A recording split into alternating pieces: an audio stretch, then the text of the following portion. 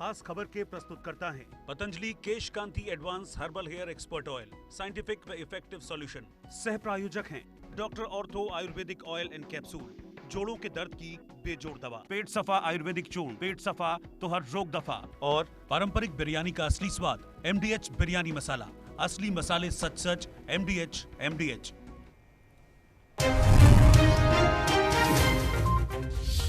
प्रदेश के ऊर्जा मंत्री चौधरी सुखराम पहुंचे पोंटा साहिब। लोगों ने किया चौधरी सुखराम का ढोल नगाड़ों के साथ स्वागत। क्षेत्र को जनजातीय क्षेत्र का दर्जा देने पर लोगों ने किया उनका धन्यवाद।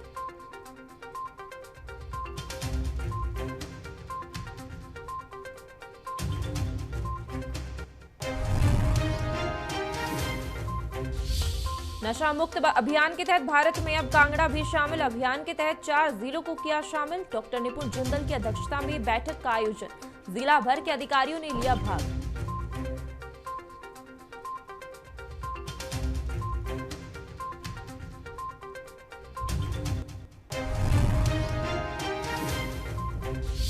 धर्मशाला में वोट फॉर OPS का किया शुभारंभ। मांग को लेकर NPS कर्मचारियों ने किया शुभारंभ। पुरानी पेंशन बहाली की मांग कर रहे प्रदेश के कर्मचारियों ने दी सरकार को चुनावों के दौरान खामियाजा भुगतने की चेतावनी।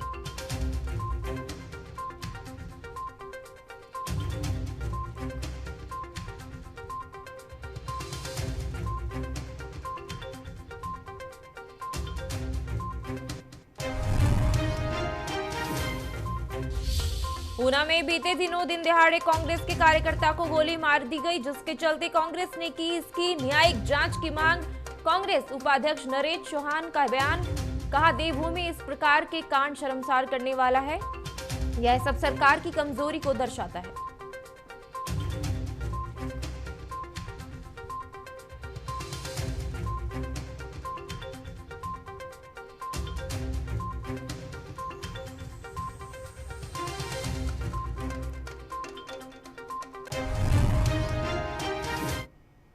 नमस्कार, स्वागत है आपका इंडिया न्यूज पंजाब हिमाचल में और मैं हूं आपके साथ मुस्कान हुसैन। बुलेटिन की शुरुआत करते हैं।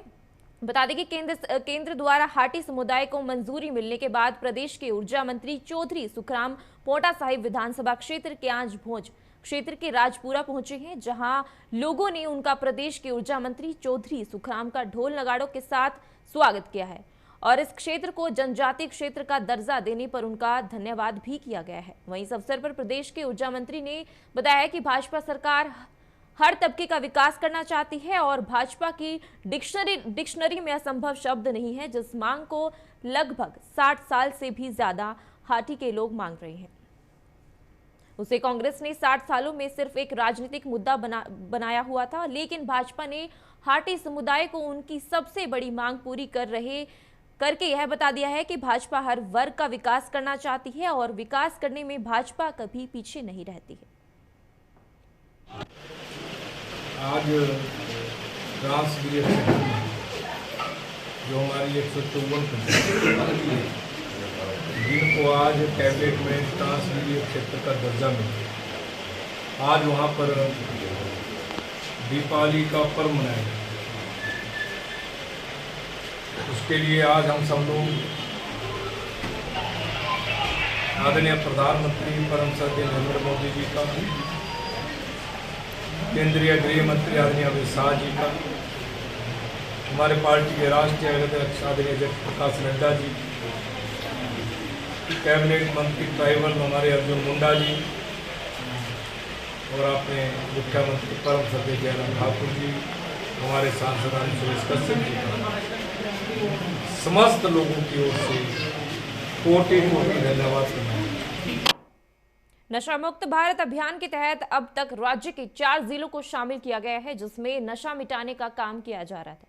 वहीं केंद्र की ओर से 100 जिलों को नशा मुक्त भारत अभियान में शामिल किया गया, जिसमें जिला कांगड़ा को भी नशे की मिल रही शिकायतों के चलते शामिल कर लिया गया है। इसके चलते अब कांगड़ा को भी नशा मुक्त किए जाने के लिए अभियान चलाया जाएगा।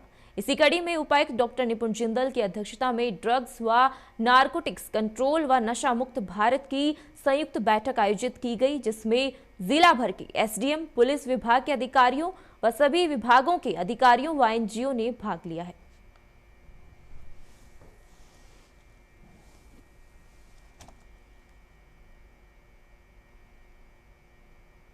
आज जो ज़िला स्तर पर एक एनकॉर्ड की बैठक है, नारकोटिक्स कोऑर्डिनेशन की जो बैठक है उसका आयोजन किया गया था और ज़िला कांगड़ा की ये पहली बैठक थी। इसके अंदर सभी जो डिपार्टमेंट्स हैं, स्टेक होल्डर डिपार्टमेंट्स, वो चाहे वेलफेयर का डिपार्टमेंट हो, एजुकेशन डिपार्टमेंट हो, NGOs हों, हेल्थ हो, जितने भी हमारे एग्रीकल्चर हॉर्टिकल्चर डिपार्टमेंट हैं वो सारे इन्वॉल्व थे। SDMs कुछ यहाँ पे उपस्थित रहे हैं आज। ड्रग जो डिपार्टमेंट है उनकी तरफ से भी जो प्रतिनिधि हैं वो यहाँ रहे और पुलिस डिपार्टमेंट उसको कन्वीन करते हैं मीटिंग को। उसके बारे में आज जो यहाँ पे एनकॉर्ड की बैठक है की गई ज़िला स्तर की और इसमें जो ड्रग्स का जो इशू ज़िला कांगड़ा के अंदर चल रहा है इसके ऊपर काफ़ी डिटेल्ड डिलिब्रेशंस हुई हैं और कौन कौन से एरियाज़ हैं उनके ऊपर जो विशेष फोकस है उसके ऊपर चर्चा हुई है और क्या जो स्ट्रैटेजीज़ हैं इस वॉर को जीतने के लिए उसके ऊपर भी काफ़ी जो डिस्कशंस हुई हैं और प्राइमरीली 3 जो बातें हैं मुख्य रूप से निकल के आई हैं। पहली, यदि हम प्रिवेंटिव बात करते हैं, डिमांड रिडक्शन की बात करते हैं, उसके ऊपर कैसे अवेयरनेस जनरेट करनी है, कौन सा हमारा ससेप्टेबल एज ग्रुप है, उसको टारगेट करने के लिए क्या क्या हमारी जो स्ट्रैटेजीज़ हैं वो रहनी चाहिए। दूसरा, प्राइमरीली इसमें रेगुलेटरी जो एक्शन है वो निकल के आया है। पुलिस द्वारा जितने भी अपना जो केसेस हैं उनकी समीक्षा की गई है यहाँ पे। साथ ही साथ जो हमारे जैसे रेगुलेशंस हैं, चाहे हम बात करें कि 100 मीटर के दायरे के भीतर स्कूल्स के कोई ऐसे पदार्थ नहीं बिकने चाहिए, उनके बारे में भी जो डिस्कशन है, उनकी एनफोर्समेंट को इंश्योर करने के लिए जो जो प्रयास किए जाने हैं उसके बारे में चर्चा हुई। और तीसरी जो एक डी एडिक्शन की बात की जाती है, ट्रीटमेंट एस्पेक्ट की बात की जाती है कि ज़िला के अंदर कितने ट्रीटमेंट सेंटर्स है, उसमें क्या क्या फैसिलिटीज़ अवेलेबल है। ऊना में बीते दिनों दिन दिहाड़े कांग्रेस के कार्यकर्ता को गोली मार दी गई, जिसके चलते कांग्रेस ने इसकी न्यायिक जांच की मांग की है। कांग्रेस उपाध्यक्ष नरेश चौहान ने कहा है कि प्रदेश में कानून व्यवस्था चरमरा गई है और प्रदेश में माफिया बेखौफ घूम रही है। देवभूमि में इस प्रकार के कांड शर्मसार करने वाले हैं। शराब व खनन माफिया की वजह से अपराध बढ़ रहे हैं और यह सब सरकार की कमजोरी को दर्शाता है। उन्होंने कहा है कि ऊना में हुए गोलीकांड की न्यायिक जांच की जानी चाहिए ताकि सच सामने आ सके। नरेश चौहान ने कहा है कि आजादी के अमृत महोत्सव के नाम पर करोड़ों खर्च किए जा रहे हैं और सरकारी पैसे का दुरुपयोग कर चुनावी तैयारी की जा रही है। सरकारी बसों को इन आयोजनों के लिए लगाया जा रहा है, जिससे आम जनता को परेशानी हो रही है।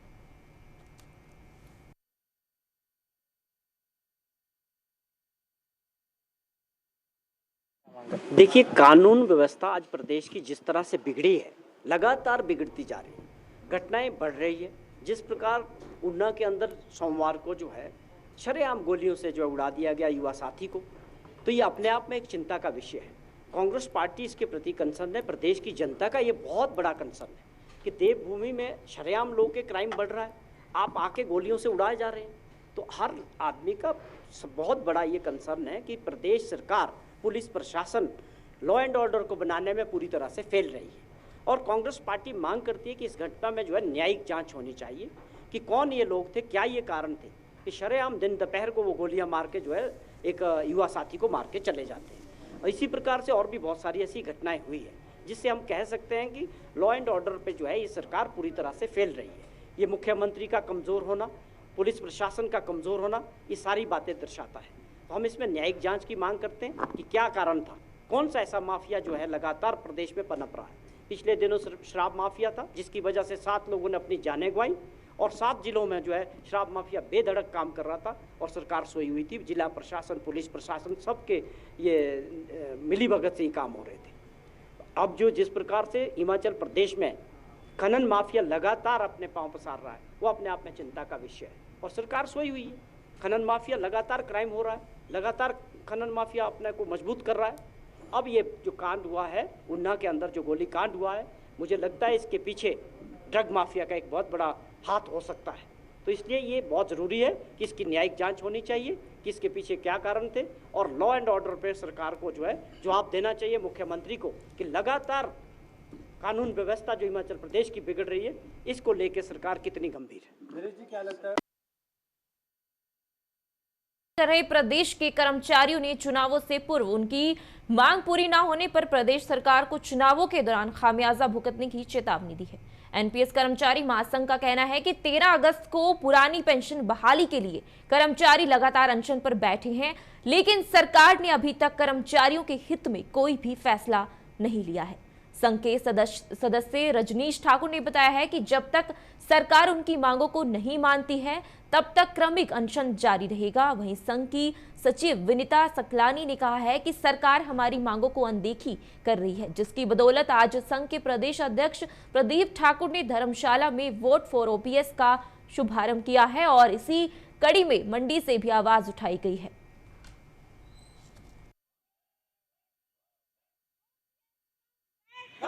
कि इस बार जो है हमारा वोट ओपीएस के लिए एक निर्णायक लड़ाई के लिए जो है जाएगा, क्योंकि हम जानते हैं बहुत समय से, आज तो कितने वर्ष हो गए कि एनपीएससी के बैनर तले आंदोलन चला हुआ है, रैलियां, धरने और संवाद, और कितने ही हम लोगों ने प्रेजेंटेशंस जो है हमारे जो प्रतिनिधि हैं उनको दिए हैं। लेकिन हम लोग आज बहुत ही पीड़ा के साथ कह रहे हैं कि इतना ज़्यादा इस आंदोलन को हम लोगों ने जो है चलाया और सरकार को अपनी पीड़ा से अवगत कराया है, लेकिन कहीं से हम लोगों को जो है आज के समय में ये नहीं दिख रहा है कि सरकार हमारी इस मांग के लिए, हमारी इस पीड़ा को लेकर जो है सेंसिटिव है। तो हम बस अब यही कह रहे हैं कि अब जो है हम बिल्कुल निर्णायक मोड़ के ऊपर खड़े हुए हैं। हमने ये तय कर लिया कर्मचारियों ने कि इस बार जो वोट होगा वो वहीं जाएगा जहां से ओपीएस को बहाल करने का जो हम लोगों को कहीं से भी जो है लगेगा कि बहाल होगी, वही वोट। मैं रजनीश ठाकुर, एनपीएससी सदर ब्लॉक अध्यक्ष मंडी। सबसे पहले सभी मीडिया बंधुओं का स्वागत है। जैसा कि आज देख रहे हैं मेरे पीछे सभी जो पेंशन विहीन कर्मचारी हैं हमारे साथ खड़े हुए हैं।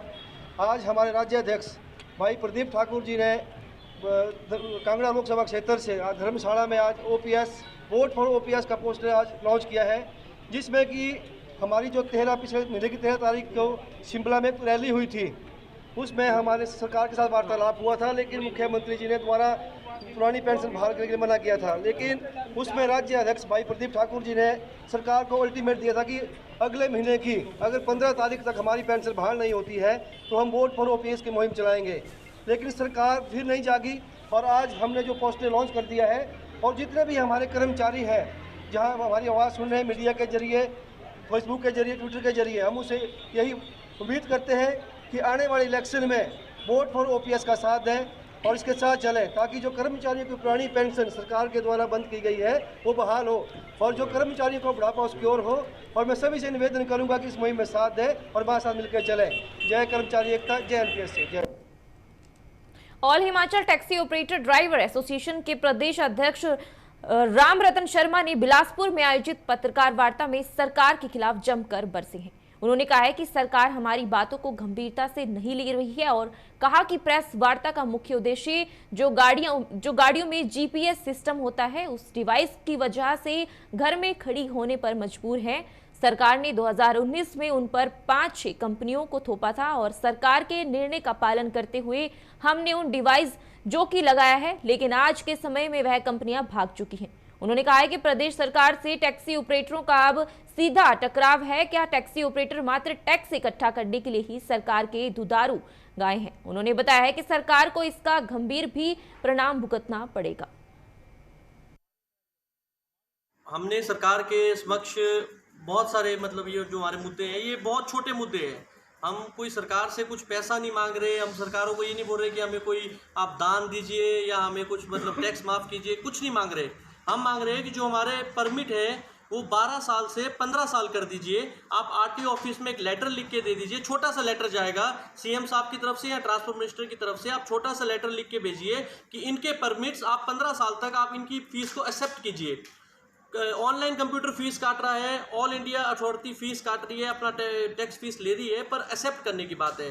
तो हमारा यही मुद्दा है सरकार से बार बार हम ये, और जयराम जी से जब हमने हमारे माननीय सीएम साहब से जब हमने ये चीज़ रखी थी तो सीएम साहब ने खुद बोला था कि ये तो बहुत जायज़ मांग है तुम्हारी, ये तो बहुत आसान मांग है, तुम तो उल्टा टैक्स देना चाहते हो, तो ये तो होनी चाहिए। अब Sharma all Himachal Pradesh taxi operator और ड्राइवर एसोसिएशन से और bus car confederation of India का टूरिज्म कार विंग का वाइस चेयरमैन राम रतन शर्मा आपको संबोधित करते हुए सबको नमस्कार करता हूं। देखिए, आज का हमारा सबसे बड़ा जो मुद्दा है यहाँ पे प्रेस कॉन्फ्रेंस करने का, वो सरकार ने हमारी बातों को गंभीरता से नहीं ले रही है।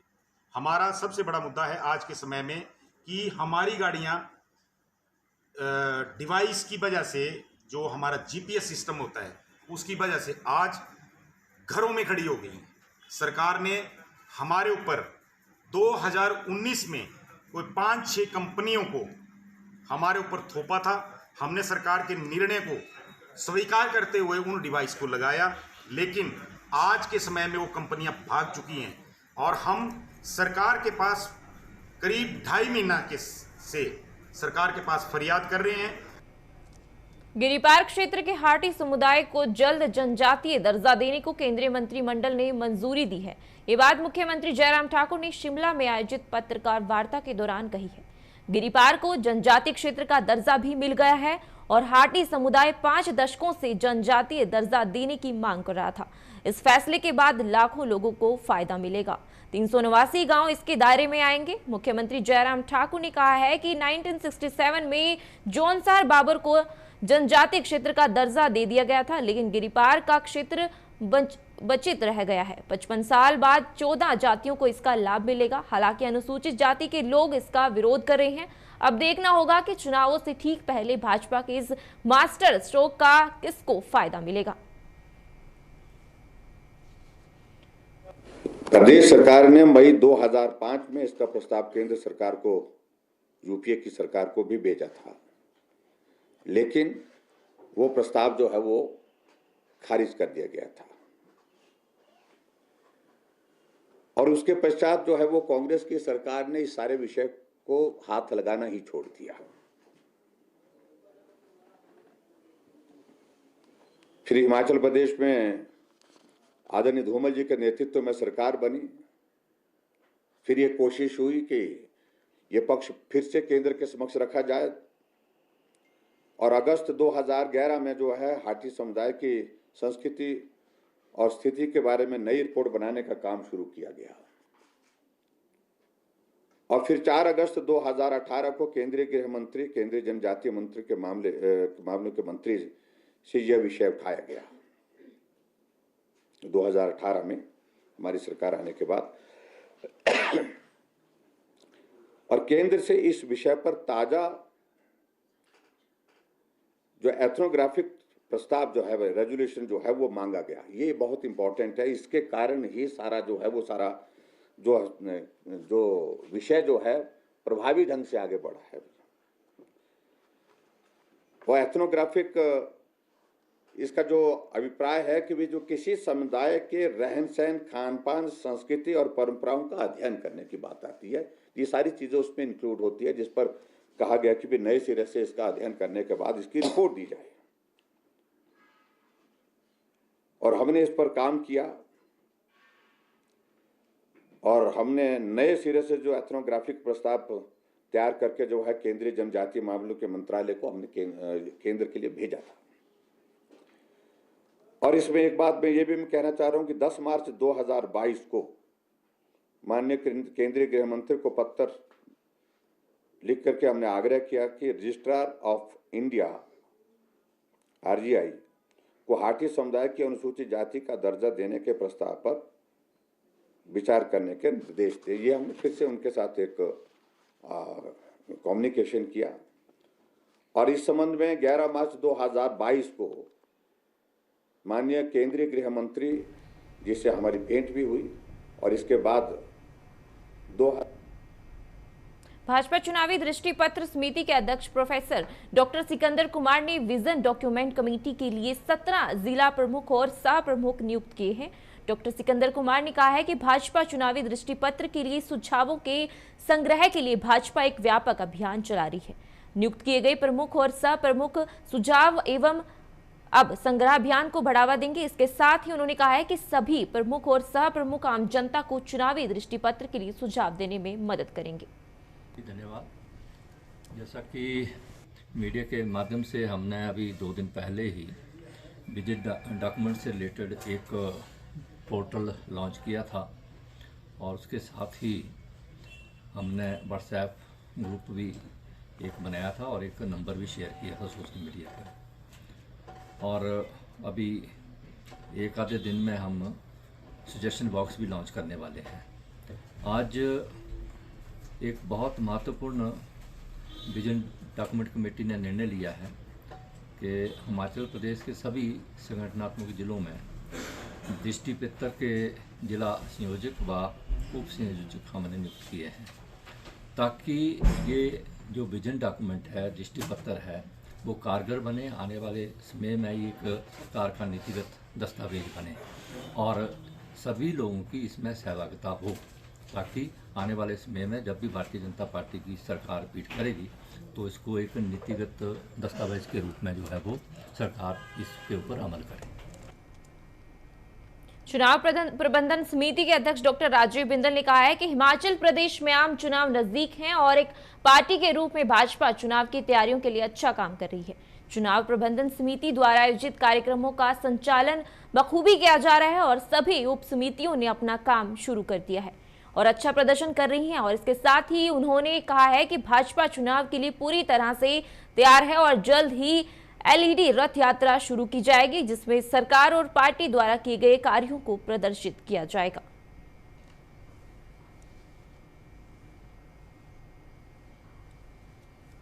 प्रवास समिति के आदरणीय कटवाल जी यहाँ पर खड़े हैं और माननीय नरेंद्र भाई मोदी जी का सबसे पहला और बेहतरीन प्रवास हिमाचल प्रदेश के अंदर हो रहा है।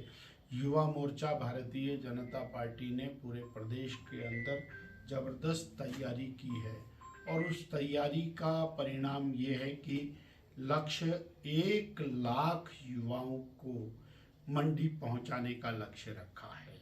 शायद देश के इतिहास में युवा मोर्चा की ऐसी रैली जिसमें माननीय प्रधानमंत्री जी किसी मोर्चे की रैली को संबोधित करने जा रहे हैं, ये पहली और अद्वितीय इस प्रकार की घटना होगी और हिमाचल प्रदेश के राजनीतिक परिदृश्य को बदलेगी। मैं उदाहरण के लिए कहना चाहूँगा कि हमीरपुर के सुजानपुर के अंदर 2014 के अंदर माननीय मोदी जी की रैली हुई थी। उस रैली ने पूरी दिशा बदल दी थी। उसी प्रकार की स्थिति अब इस रैली के माध्यम से भी होने वाली है और उससे बेहतर टारगेट लेकर के भारतीय जनता पार्टी युवा मोर्चा करेगा। निर्वाचन आयोग व जिला कांगड़ा प्रशासन की ओर से मतदाताओं को जागरूक करने के लिए गीत रिलीज किया गया है, जिसमें एसपी कांगड़ा डॉक्टर खुशहाल चंद शर्मा ने अपनी आवाज दी है।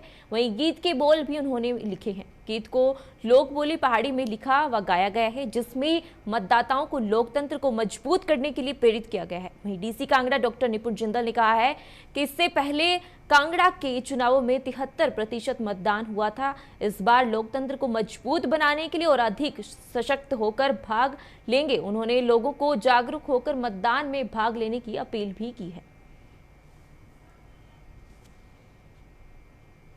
आगामी आने वाले महीनों के अंदर अपेक्षित है और इसमें एक जो इलेक्शन कमीशन ऑफ इंडिया की तरफ से स्पेशल समरी रिवीजन का भी जो कार्यक्रम है वो चलाया जा रहा है। इसमें हमने 16 अगस्त 2022 को जो अपनी ड्राफ्ट इलेक्टोरल रूल है उसको पब्लिश किया था और इसकी जो अंतिम तिथि थी क्लेम्स और ऑब्जेक्शंस देने के लिए वो 11 सितंबर थी। और हमारे यहाँ उससे पहले 16 अगस्त को 12.8 लाख जो इलेक्टर्स हैं वो हमारे ज़िला की 15 कॉन्स्टिट्यूंसीज़ के अंदर वो अपने जो मतदाता सूची है उसके अंदर दर्ज थे। और मुझे ये बताते हुए खुशी हो रही है कि आप लोगों के सहयोग से और जनता के सहयोग से और जो अवेयरनेस कैंपेन चलाया गया उसमें हम 28,000 के आसपास लगभग जो नए वोटर्स हमने इस दौरान जोड़े हैं, जो कि एक बहुत अच्छा नंबर है। मैं मानता हूं कि एक रिकॉर्ड तोड़ आंकड़ा है जो नए वोटर्स यहाँ पे रजिस्टर हुए हैं और कहीं ना कहीं मैं ये भी मानता हूं कि उनकी भी उत्सुकता है वोट देने के लिए। आगामी इलेक्शंस में उनकी भी उत्सुकता है एक जो हमारे डेमोक्रेसी लोकतंत्र का जो हमारा सिस्टम है उसके अंदर पार्टिसिपेट करने के लिए। और मैं धन्यवाद देना चाहूँगा हमारे जो सुप्रिटेंडेंट ऑफ पुलिस हैं कांगड़ा श्री खुशहाल शर्मा जी। इन्होंने एक अपना जो गीत है वो आज हमारे जो सोसाइटी को डेडिकेट किया है। इसमें इन्होंने सभी बिंदुओं पे बात की है, चाहे वो न्यू वोटर्स की बात करें, 18 वर्ष के वोटर्स की बात कहें हम इन पर, चाहे हम प्रलोभनों से बचने की बात कहें उसके ऊपर भी जो गीत के अंदर बहुत खूबसूरती से बताया गया है कि यदि आपको कोई प्रलोभित करता है उसको आपने वोट नहीं देनी है। आपने वोट के लिए सिर्फ ईमानदारी को ही जो फोकस में रखना है। वोट देने की यदि हम बात करें, हमारे यहाँ लास्ट जो इलेक्शन हुए हैं उसमें 73% जो वोटिंग परसेंटेज रही है ज़िला कांगड़ा के अंदर। और हमारा इस समय ये अपील है सभी लोगों से और इस जो एक बहुत ही सुंदर गीत, इसके माध्यम से भी अपील है कि जिस दिन वोट होगी, जिस दिन वोटर डलेंगे, उस दिन जो लोग हैं अपना वो मतदाता केंद्र के अंदर जाएं और अपना वोट अवश्य डालें और हमारे जो लोकतंत्र है, हमारा भविष्य है, उसको सशक्त करने का जो प्रयास है वोट के माध्यम से, अपने अधिकार को भी और अपने कर्तव्य को भी अपना उसका जो अनुपालना करें। फिलहाल के लिए बस इतना ही। तमाम खबरों के लिए देखते रहिए इंडिया न्यूज़ पंजाब हिमाचल। नमस्कार।